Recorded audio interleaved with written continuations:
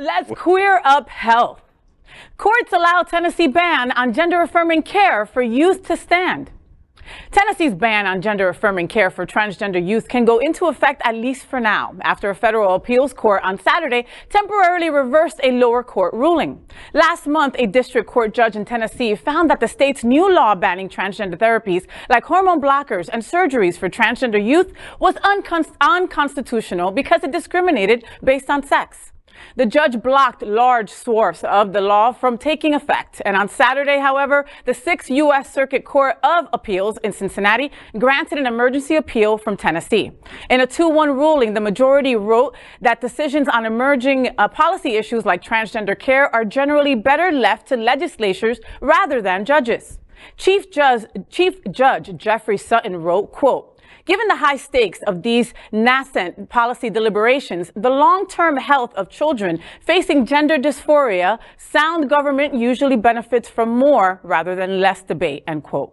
The ruling is preliminary and remains in force only until the appeals court conducts a full review of the appeal. Sutton wrote that the appeal process will be expedited with the goal of resolving the case by September 30th. The ACLU, its Tennessee chapter, and 2 law firms called Saturday's ruling beyond disappointing and a heartbreaking development. It really is a heartbreaking development. You know, gender-affirming care is how to keep youth from depression. It's how to keep youth from wanting to kill themselves, like we talked about on another story, you know? The Trevor Project sends out a report every single year telling us how youth is affected, right? And it's gotten worse and worse. You know, the science is there. Why not believe the science for once in our lives right now? Right? You give a kid gender-affirming care and they stay alive. There's no surgeries done on a kid that's 12 years old. That's just bullshit that the right wing wants you to believe. It's just basically socially having them get the tools that they need to live life as their true, authentic self, and you're taking that away.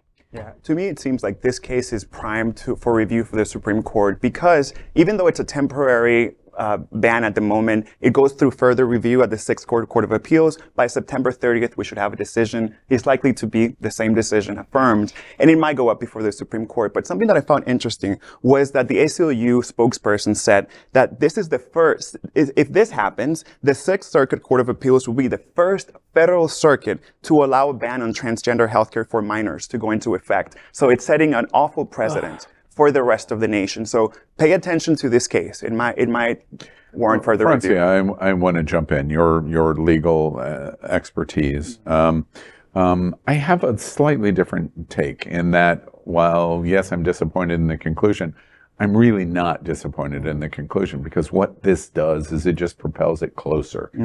Are you optimistic that under equal protection, which is one of the conclusions, the Supreme Court has already ruled on trans health 2 years ago, and principally the decision was made on equal protection, that you couldn't say this class of people couldn't have the same healthcare access as this class of people, and therefore was unconstitutional, and that's how they ruled in a healthcare decision.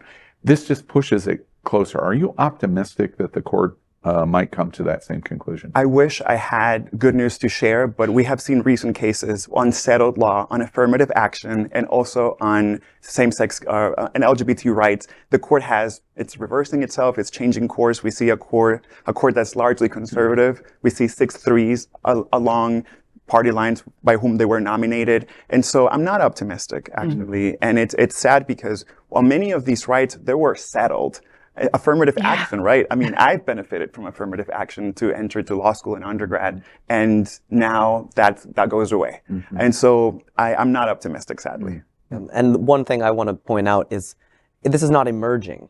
You know, this has been in effect. This is the standard of care that practitioners and healthcare have been doing for decades. Yeah. The only, as I've said before on this show, the only youth that are having gender-related surgeries are intersex kids against their will. They always leave that exception out, and this is settled. I mean, this has been, and it shouldn't be between legislatures. It should be between their doctors and their families. Yeah, and who is successful are outlets like Newsmax and Fox News that basically lie over and over and over again that all of these thousands of children, minors, are undergoing sexual reassignment or other kinds of invasive procedures, and that is completely a lie. Completely It false. is just completely false.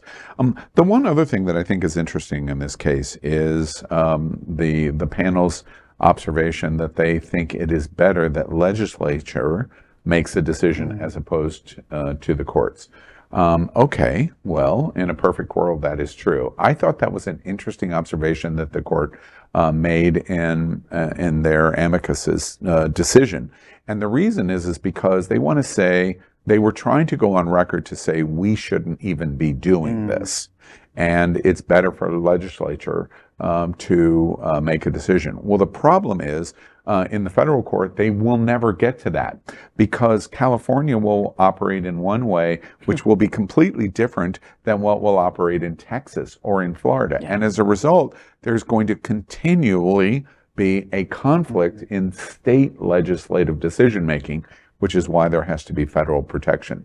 And it is unimaginable that we're going to get federal protection. We can't get the Equality Act, much less the intricacy of healthcare. So as a result, the Supreme Court is where the decision is going to be made. I just say, and it surprises me on what you said, I accept the rationale of your observation. If the Supreme Court does not sustain, affirmative action is slightly different. Because the point of affirmative action in their decision was Francia has the same exact right as the woman has and is the exact same right as the white persona in terms of college application process. And you should not have leg up, is really, whether you agree with it or not, that was the interpretation of how they justified that 6-3 decision. That's not this case. This case is to say that trans healthcare must be provided from an equal protection under the law because everyone has a constitutional right to healthcare. And because of the overwhelming preponderance of evidence from our medical professionals, they should have access to it. Slightly different. If the Supreme Court rules against this case in terms of equal protection, we have a whole series of catastrophic issues ahead because it indicates this minority point of view is getting ready to derail the democracy of the United States. Yeah, it's gaining traction, and I want to respond to your comment about the judge made an effort to say we shouldn't even be doing this. Usually, courts lag behind than legislatures in adjusting to public opinion, to modern society. So his point was to say, legislatures respond to their constituents' needs, and so they should be the ones doing it. But we know how that goes, right? And so we're screwed in both scenarios. Yeah, and let's pray the Supreme Court is not, as you suggested, and concerned, because if they do come to that conclusion, we have a world of problems. I hope I'm wrong. In all segments of our society. I hope you're wrong too for once. I really do. Please be wrong, Frank. Right. We are Queer News Tonight, the world's first and only live daily LGBTQ+ evening news show, brought to you from Happening Out Television Network. We operate in the same model of PBS and NPR, but for the LGBTQ+ community. We educate, inform, and entertain by supporting the 10 pillars of our LGBTQ+ community, with more than 100,000 a week watching us on Roku, Apple Television, and other channels. To keep the story going, we accept donations with 100% transparency. Stay updated and live authentically with Queer News Tonight.